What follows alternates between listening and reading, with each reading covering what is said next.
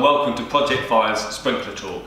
Sprinkler Talk is the name of our new e-channel where we're going to be bringing you regular updates about things to do with the fire protection industry and in particular automatic fire sprinkler systems. Things like the latest innovations, industry news and technical bulletins, as well as covering some of the more common questions that we get asked on a regular basis by the people that we meet.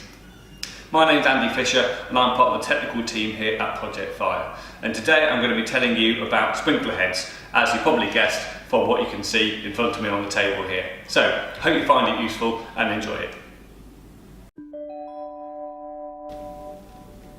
Okay, I'm going to start off by telling you about these three sprinkler heads in front of me here, because these represent the three main types of sprinkler head in terms of how they're installed. So firstly, here I've got an upright sprinkler head. Okay, this is a CUP, conventional upright sprinkler head. So that's going to actually be installed like that, pointing with the head pointing upwards. This is going to be common in an industrial environment where you might have storage, you might have forklift trucks. The pipe work is normally exposed pipe work, so you don't really mind seeing it in that kind of environment. So the pipe work runs underneath and then the heads come out and installed up top. And there's two main advantages of installing them in that way. One of which is that they're less likely to get damaged. Again, if you've got forklift trucks moving around underneath, the heads are nicely out of the way. And the second reason is that any debris within the pipe, any corrosion or mud or silt, etc., is going to sit in the bottom of that pipe. And so the route for the water to take is clear to actually get to the head in a fire situation. This head here is a pendant head, so that's actually installed this way up. And these are much more common to be found in things like offices or shopping centres, environments where, generally speaking, the pipework is within the ceiling void. So the pipework is not exposed. There could be a false ceiling, for example, when the pipework sits above there, and then the head sits this way round and just pops out of the plasterboard finish into the room. And then finally, I have here a sidewall head. So these are actually installed on the walls of a room and they spray the water in from the side. Now there's a couple of advantages in doing this. Maybe the ceiling is of a construction, or maybe it's a heritage building, for example, where you wouldn't want to install heads into the ceiling. Maybe the ceiling void is very small and again you don't want the pipes exposed, so you can put them in the wall instead. So it's just another option to do. There is obviously a limited distance which that head can throw the water in, so they're only really suitable for small rooms.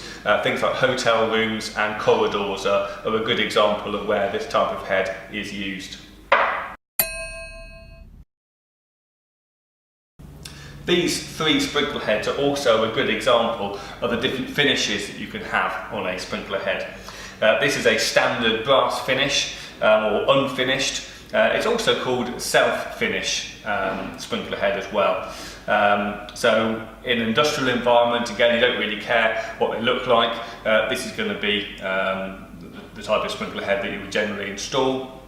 But you could also have this sprayed up to any colour that you like. Now you can't just use obviously any paint to do that, but you can take it to an approved place and you can have that sprayed to any colour that you choose. This is again a very common finish to have on a sprinkler head. It's just a white painted finish, polyester finish. And that's used again very typically offices, shopping centres, that sort of thing. Normally the ceiling is going to be white, or where the walls are white, just blend in nicely. And then finally you have a chrome finish, so again nice shiny sprinkler head finish. And those are, say, the three main types of finish that you can specify.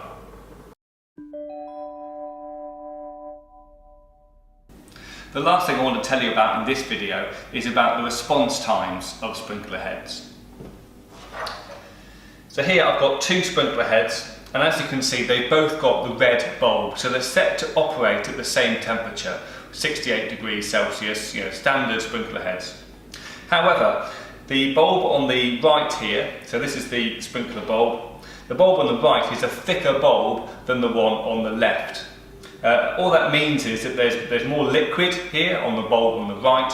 It's got more space to which to expand into, and the one on the left has got a thinner bulb, less space for liquid to move around and expand into, and therefore it's going to operate more quickly than the one on the right.